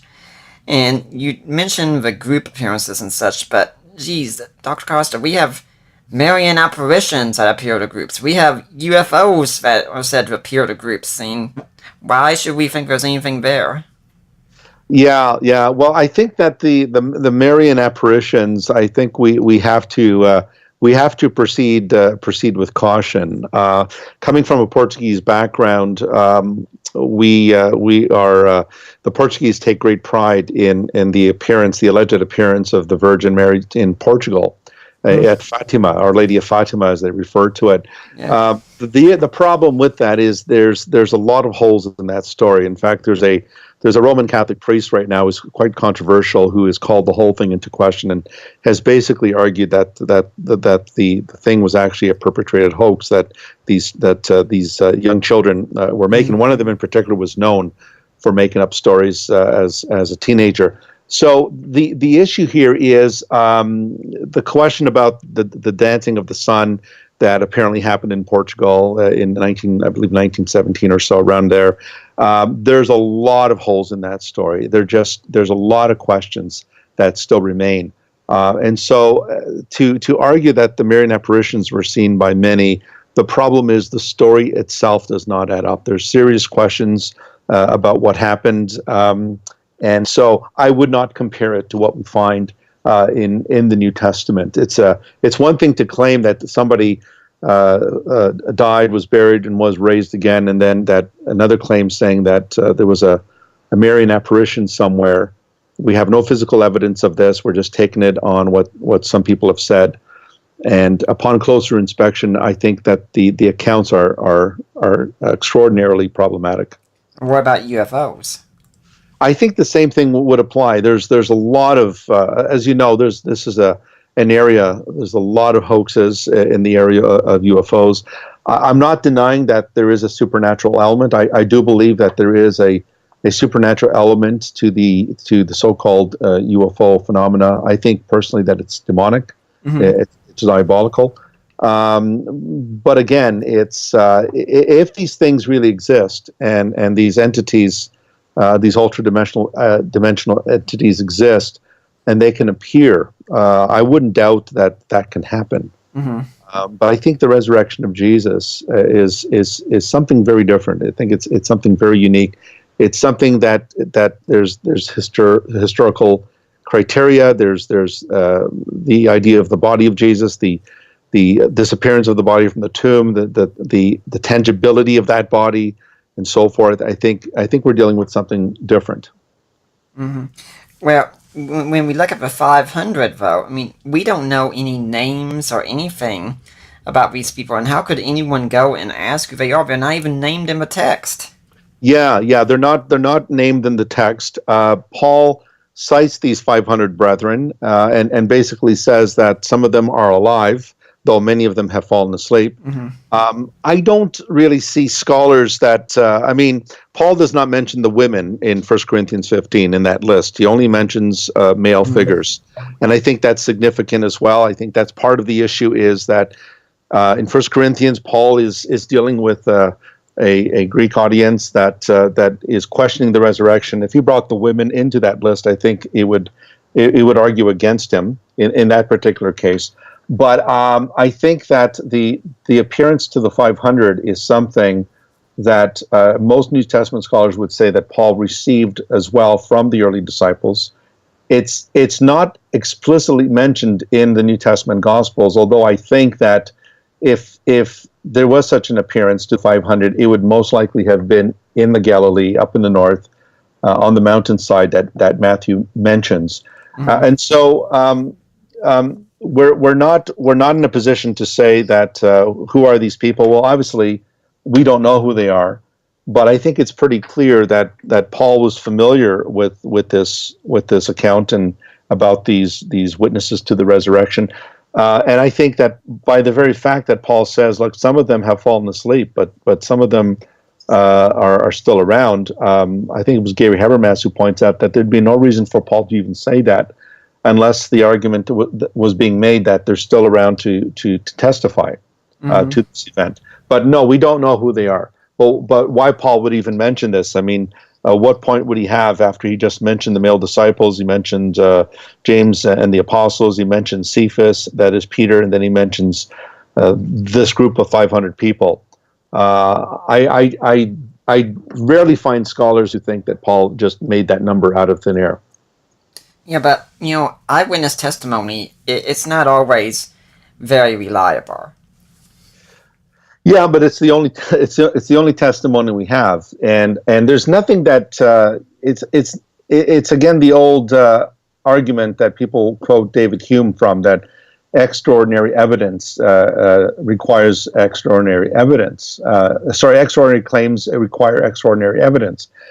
Well, I don't think that's necessarily the case here, and I don't think it's true. I mean, to show that the resurrection of Jesus is true would not require extraordinary evidence. All you would have to show, as Dr. William Craig has argued, is that they witnessed Jesus alive, and he preached, and he did wondrous things, and then he died, and then they witnessed him alive again. To witness someone who died and was raised from the dead, to witness that person alive again is not necessarily extraordinary in and of itself. Yeah. The event would be, definitely, but eyewitness testimony is all we've got. It's what we use in our justice system. It's what we use in our journalism. It's what we use in writing history. And so if we just say that eyewitness testimony is unreliable, well then in that case, if we take that to its logical conclusion, then we have just called all of history into question. We might as well close down our history departments, because we really don't know if anything these guys, the ancients, have said is true. So again, if we take the criteria of dissimilarity, the criteria of embarrassment, multiple attestation, I think we have a good case that the resurrection of Jesus lies on pretty good ground. Yeah, I was listening to Matt Dillahunty do a review of his debate with my father-in-law, Mike Lacona, today, and he did say that, they interviewed people a year and then I think 3 years after 9/11 took place, and their memories were quite different. And I'm thinking, well, how different do you think it would be if they interviewed, say, a wife who lost her husband on 9/11? Where do I remember doing it? Because if you're talking about people in the whole thing, they'd say it's tragic, but it didn't really impact their lives. Of course, their memory's not going to be as good. But if you talk about someone who lost a spouse on 9/11, their memory's going to be pretty good. Exactly. I'm sure you can as well, but I can remember people who were very close to me who died a long time ago, and I could still recall their words. I can still recall very important events in my life with that person that I could recall with immediate accuracy. I could recall their tone of voice. I can recall where they said it and so forth. So you're absolutely right, Nick. There's a difference between somebody standing in one of the streets of New York City and recounting the events of 9/11. It's something very different to someone who's lost someone very close to them.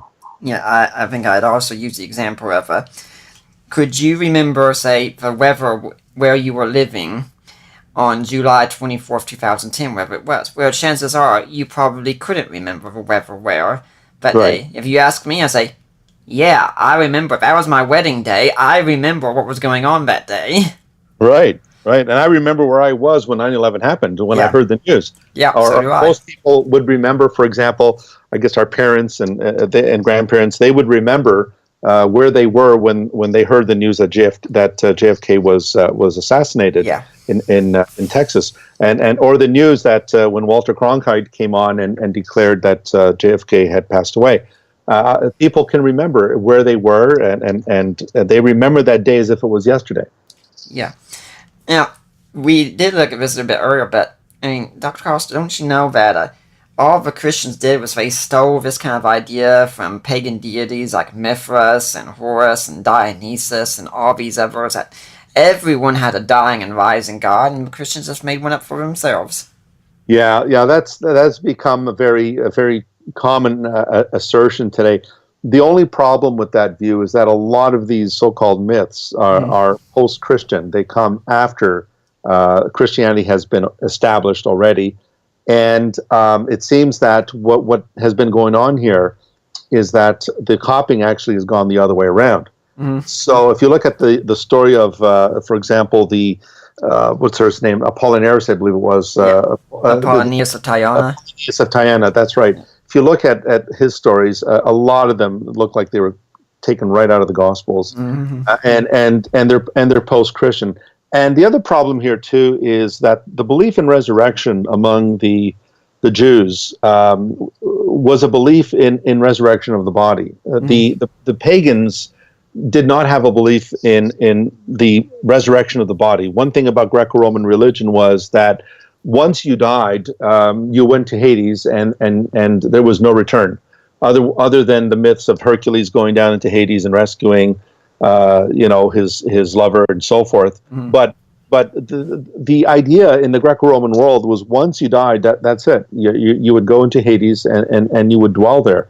Even the Egyptians, even though they mummified their pharaohs and special dignitaries and so forth, they did not believe in a resurrection. The idea of the dying and rising God myth is really the personification of the crop cycles. It's an agricultural symbol of fall and spring, or the autumn and the spring, where the trees and vegetation die in the fall, and then they're resurrected, or they return in the spring. Raymond Brown made a very good point when he was discussing this in his book, The Bodily Resurrection and Virgin Birth of Jesus, I believe it's called. And what Raymond Brown does is he says, if you look at the resurrection of Jesus, it makes no sense to compare it to these so-called dying and rising gods, which were simply agricultural. The resurrection of Jesus, the death and resurrection of Jesus happened in the springtime, in the Passover, because there was a 3-day lapse there between the two events, the death and resurrection. The Greco-Roman dying and rising God myths, we're talking about the agricultural cycle of death and return to life and so forth. And again, this is post-Christianity, just like Mithraism. Mithraism is post-Christian, and some folks who try to argue that Mithra, the birth of Mithra, was the copy of Jesus' birth, virgin birth is a copy from Mithraism, is absolutely silly, because the myths of Mithraism, the myth says that Mithra sprang out of a rock, fully formed. He came out of a rock as a young man. Now, Dr. Costa, that yes. rock did not have sexual relations with anyone, so that's a virgin birth right there. That's right. It was a virgin rock. That's right.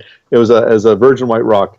But the idea is that he springs out of this rock. Well, why does he do that? Well, because it's connecting him with nature, and that's what the pagan worldview was. Everything is interlocked with nature. The nature and the divine are interchangeable.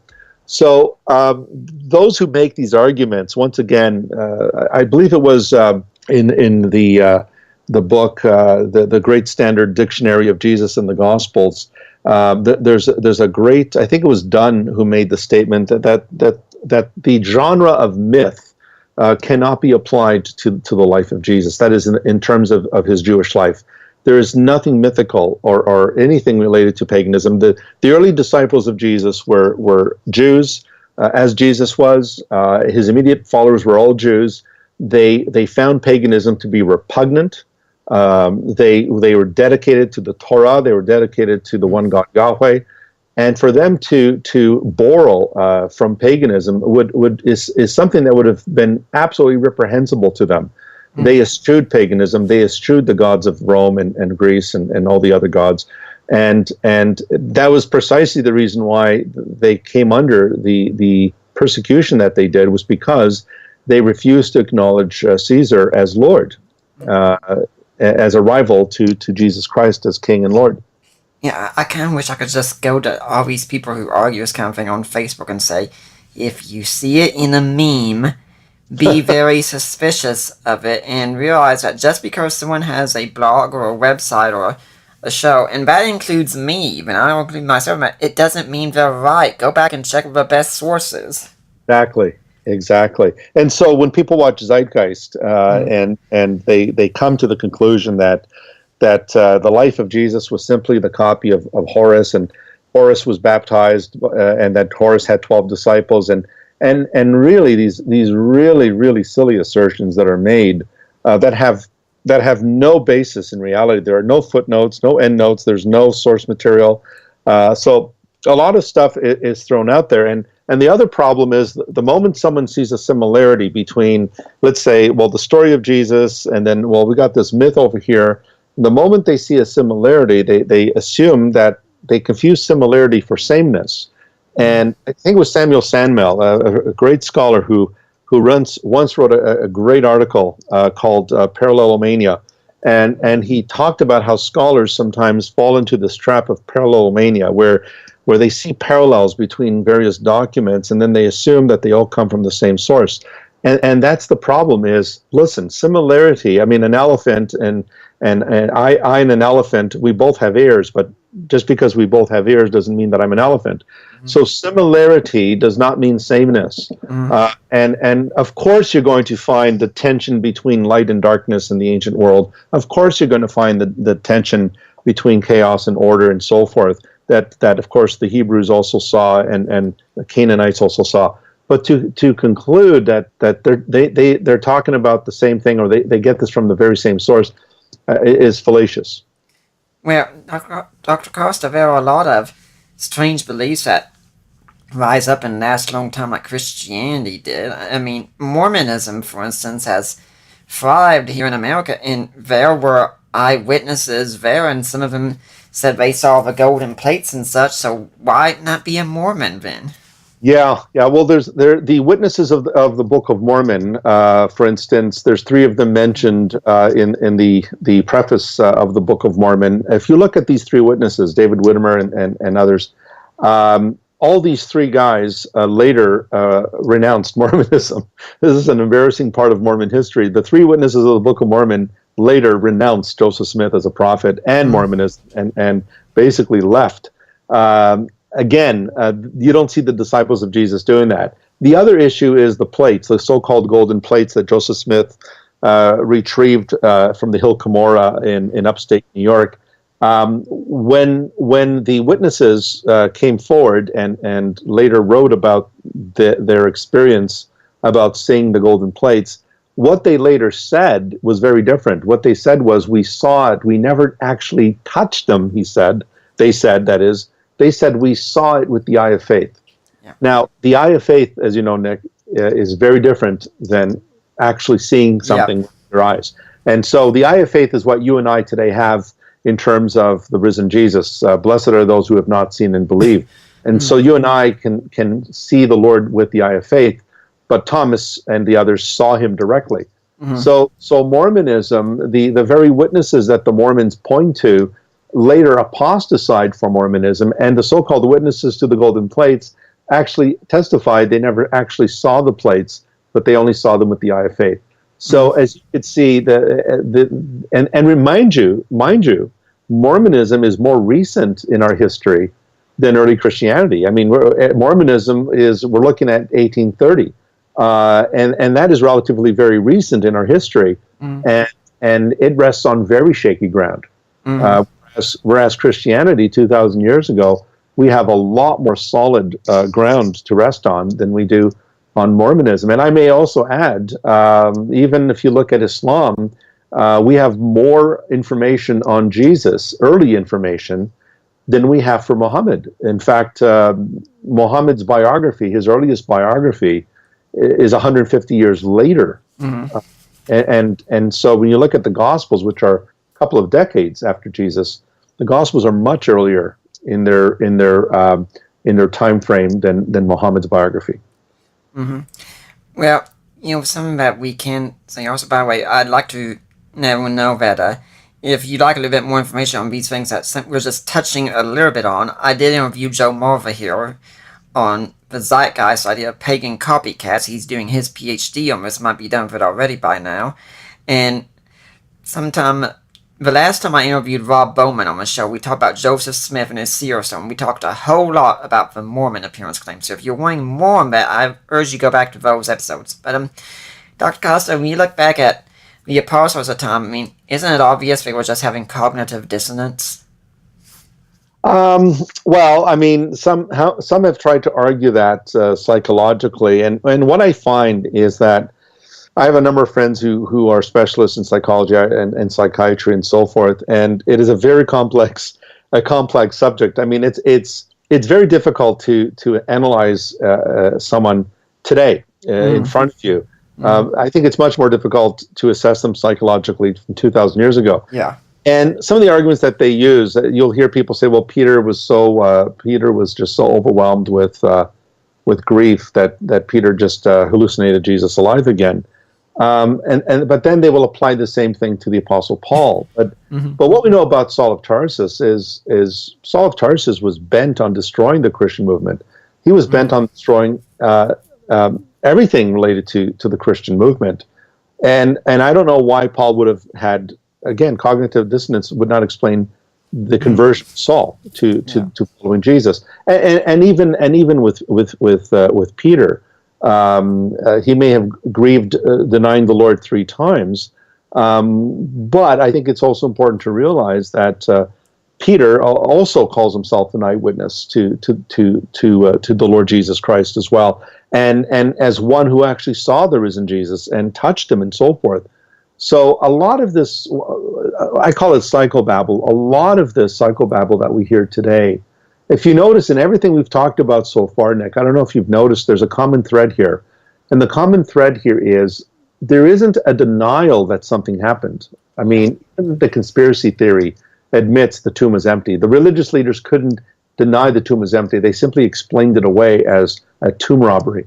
But I think it's important to realize here that what people are doing here is they're trying to explain away those minimal facts. And the reason for doing so, ultimately, I believe, is spiritual, and that is because Romans 1 says that people are suppressing the truth of God in unrighteousness, and by suppressing that truth, they run from God and they refuse to bow the knee to Christ as Lord and become accountable to Him. So when people resort to cognitive dissonance and apply psychological categories to something that happened 2,000 years ago, it's notoriously difficult to analyze people today, much more so 2,000 years ago.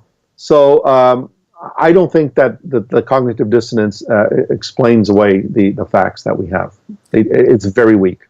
Yeah, and cognitive dissonance, and I say as someone who has read Festinger on the topic, is that the group that holds to the dogma, they usually don't grow too much after the destroying of it. I mean, there are no doubt a few stragglers. I mean, there are people who still believe that David Koresh is the Messiah and that he's going to rise from the dead. There are still people who believe that Sabbatai Sevillo is the Messiah and such, but they don't garner much support from outside. No, and I think N.T. Wright in his book Resurrection of the Son of God, he made a very valid point. He said that if you look at first century Messianic movements, he said that they usually ended in one of two ways. Either the Messianic leader was killed, and what they would do is either just abandon the movement altogether, the movement would just cease to exist, or they would join another Messianic movement and pick up the cause. So in the case of Jesus, what N.T. Wright has argued is, look, you have this guy who suffers the death of an accursed criminal according to the law of Moses. Whoever hangs on a tree is cursed by God. And immediately, in the Jewish framework of things, the disciples, no wonder they were dashed. I mean, he not only dies, but he dies the death, the most awful death of an accursed criminal who's cursed himself. And so that would have dashed their Messianic hopes immediately. The fact that what they did was, well, obviously they hid in fear and They were scattered when Jesus was arrested, and you don't find these guys thinking, we got to just continue the cause of the master. No, they're disillusioned, they're confused, and no doubt they were upset, they were angry that they've been duped for 3 years. And then what ends up happening is they start declaring that this oxymoronic statement, the crucified Messiah, which is, I mean, when you think about it, is the biggest Jewish oxymoron imaginable. No wonder Paul says that Christ crucified is a stumbling block to the Jews and a It's riddle. not just for Jews; it's for Greeks too. Greeks, yeah, it's a riddle. It's a joke. And so here you have a crucified Messiah who is the Son of God, who is the King, and he's risen from the dead.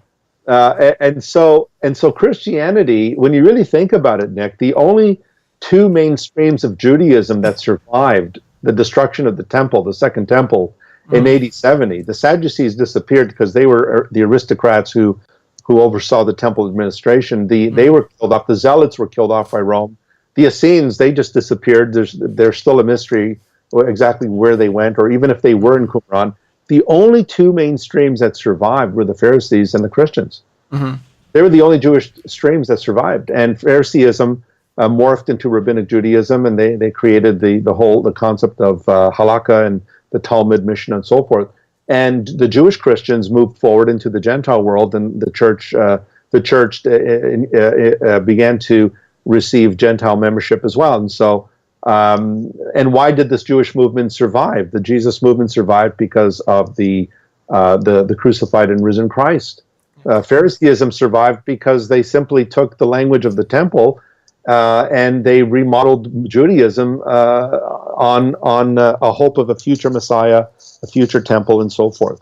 And we haven't got to say much on it, but I think it really is important people recognize the shamefulness of how Jesus died. But crucifixion wasn't just we're saying he died, but he died shamefully. I mean, absolutely. Yeah. You see, you and I, Nick, when we read, Paul saying Christ crucified is a stumbling block, we just take that for granted. We just think, well, it's just a stumbling block. They don't get it. But what we don't understand is if we place ourselves in that mindset, and mind you, our Jewish friends today, our unbelieving Jewish friends today, still use that argument that God's Messiah would not suffer such an ignoble death, such a scandalous Muslims death. use that. They use it too. How could Allah allow his faithful prophet to suffer such a demeaning, insulting death? But that's precisely the point. The fact that the disciples didn't try to hide that, they didn't try to hide that fact that Jesus actually did suffer the death of an accursed criminal. It shows once again how strong and how evident that belief is in the death of Jesus. Yeah, I tell people if you wanted a comparison date, and this sounds crude, but it's the best one I can usually think of, is that imagine someone running for president of the Southern Baptist Convention, and you find out they have a history of being a convicted pedophile. Yes. Yes, the shame. Exactly. Yep. Exactly. Yeah.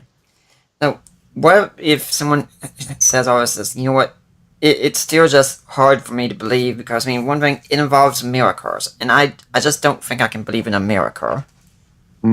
Well, I think it brings us full circle to what we said at the beginning of the show, Nick, and that is that at the end of the day, we're all coming to the table with our presuppositions. It comes down to worldview. We all have a worldview, and those who listen to this program and say, no, that's your bias. Well, we're all biased. Everyone has a bias. It's called a worldview. Yeah. And the question is, if these five minimal facts we discussed are sound, and Jesus did rise from the dead, the best explanation that we are proffering here is the same one that the early disciples used, and that is that God raised Jesus from the dead. Now, the worldview that says, well, I can't believe in miracles, well, I think you have to question your worldview. Well, why? Why don't you believe in miracles? And why is it that you don't believe that God exists? You have to go back to the drawing board. You've got to reassess your presuppositions and so forth. And I think it's also important to realize that there's also a spiritual component here. It's not just this, I'll only believe if I understand. We have this famous quote I believe it's from Ambrose, who was the teacher of St. Augustine. And it was Ambrose who said, "Help me to believe so that I can understand." And something very, very profound about that statement, because what you've just mentioned there, Nick, is that the most common approach is help me to understand so that I can believe. And what Ambrose was saying was that we need God to help us to believe so that we can understand. And what that involves is it involves God's revelation of Himself to us. It involves God's move of His Holy Spirit to convict our hearts and so forth. In other words, this also involves a divine element, and that is we have to recognize that we need God, we need the Lord, we need something beyond ourselves. So it's not just an intellectual argument, it's not just an evidentialist argument. We also have to acknowledge the fact that we need to submit to God, we need to submit to His revelation, we need to submit to the gospel. So it's not something that you're just going to discover like discovering plutonium. It is a spiritual venture. It is something that involves God's grace and God's revealing Himself to the person who is curious about the resurrection of Jesus. If someone's wanting a little bit more information about miracles, also in the first year we did the show, we did have Craig Keener come on talking about his book, Great Miracles. book. Yes, I reviewed it. It was one of the hardest books to review because, as you know, Keener is an avid writer, and it was 2 volumes too, so it's a very large work to review. Yeah, have you seen his Acts commentary? It's huge. Yeah. It's massive. It's a tome.